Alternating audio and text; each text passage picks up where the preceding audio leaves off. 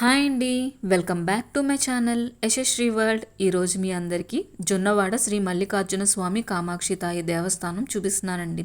ఈ ఆలయం అయితే కనుక మన నెల్లూరు జిల్లాలోని బుచ్చిరెడ్డిపాలెం మండలం జొన్నవాడ క్షేత్రంలో ఉందండి. నెల్లూరులో చెప్పుకోదగ్గ ప్రముఖ ఆలయాల్లో కామాక్షి తాయి ఆలయం కూడా ఒకటండి.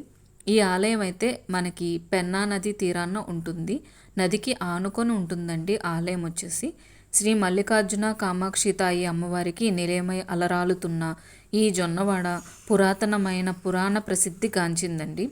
ఈ పుణ్యక్షేత్రం అయితే గనక త్రేతాయుగాన్న కశ్యప బ్రహ్మ యజ్ఞం చేసిన ప్రదేశం.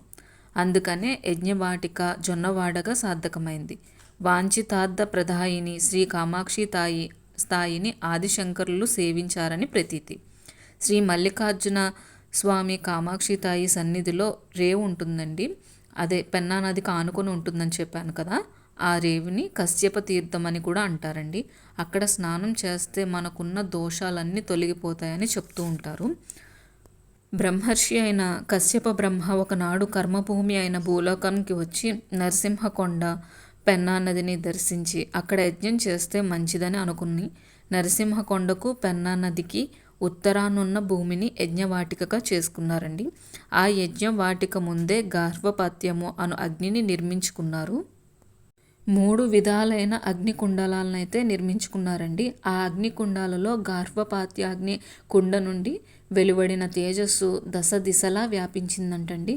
ఆ కుండ నుండి తేజస్వరూపుడైన ఈశ్వరుడు అంటే మల్లికార్జునుడు అను పేరుతో ఆ ఈశ్వరుడు ఇక్కడ ఆవిర్భవించారండి జొన్నవాడలో.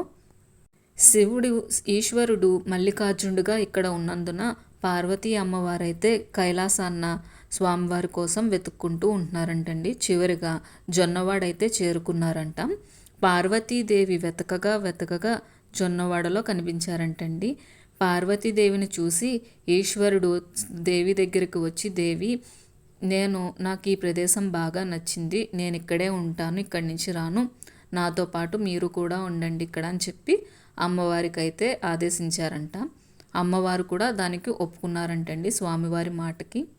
అప్పటి నుంచి అమ్మవారు కూడా కామాక్షి అను పేరుతో భక్తులకి దర్శనమిస్తూ ఉన్నారండి. కామాక్షి అమ్మ అయితే ఇక్కడ పెన్నా నది ఉంది కదండి, ఆ పెన్నా నదిలోనే మత్స్యకారులకి విగ్రహ రూపంలో కనిపించారంట. అప్పటి నుండి ఆ తల్లికి పూజలు చేసేవారు. కోరిన కోరికలు తీర్చే తల్లి జొన్నవాడ కామాక్షమ్మ తల్లి అండి. ఎంతో మహిమగల అమ్మవారు. పిల్లలు లేని వారు కూడా అక్కడ నిద్రిస్తే సంతాన భాగ్యం కలుగుతుంది.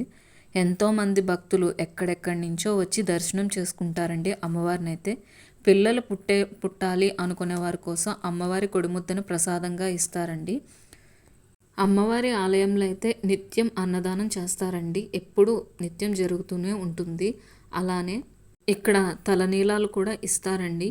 ఇక్కడ వేరు ఊర్ల నుంచి రావడం వల్ల వాళ్ళకి స్టే చేయడానికి కూడా రూమ్స్ అవి అవైలబుల్గా ఉన్నాయండి. మన యజ్ఞాలు చేసుకోవడానికి కూడా అక్కడ కింద హాల్స్ అయితే ఉన్నాయి. గుడి బ్యాక్ సైడ్ అయితే ఇప్పుడు ప్రజెంట్ కొత్తగా కూడా కట్టారండి.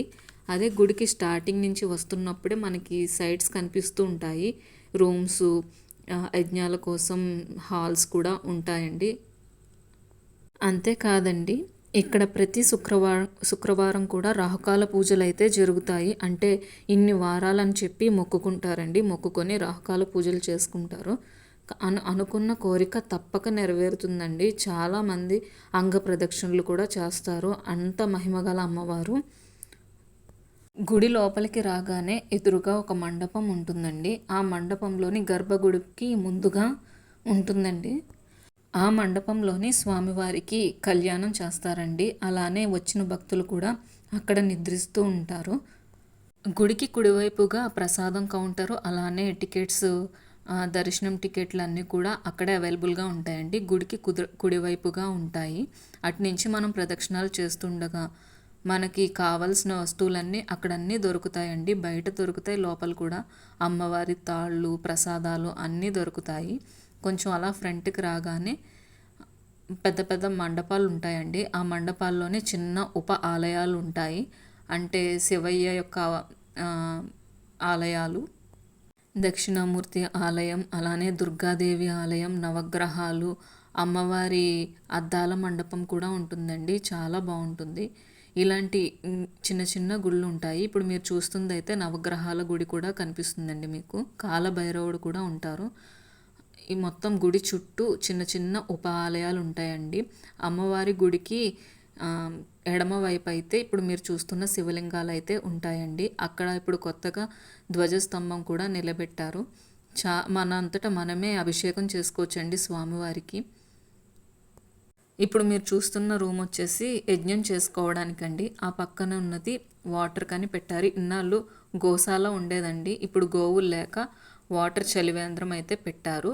మీరు చూస్తుంది స్టార్టింగ్ మనం వచ్చిన గోపురం అండి. ఆ గోపురం నుంచి ఆలయం లోపలికి వస్తాము. అమ్మవారి ధ్వజస్తంభం అయితే ఇటు నుంచి బాగా కనిపిస్తుందండి, అందుకని ఇలా తీసాను. అమ్మవారికి వేసిన చీరలు అయితే ఇక్కడ బయట పెడతారండి. అమ్మవారికి కట్టినవి అవి మనం కొనుక్కోవచ్చు. కామాక్షి అమ్మవారి మహిమ మీ అందరికీ తెలియజేయాలని ఈ వీడియో చేశానండి. మీ అందరికీ కనుక ఈ వీడియో నచ్చినట్లయితే ప్లీజ్ లైక్ చేయండి, షేర్ చేయండి, సబ్స్క్రైబ్ చేసుకోండి. Thank you for watching. Bye.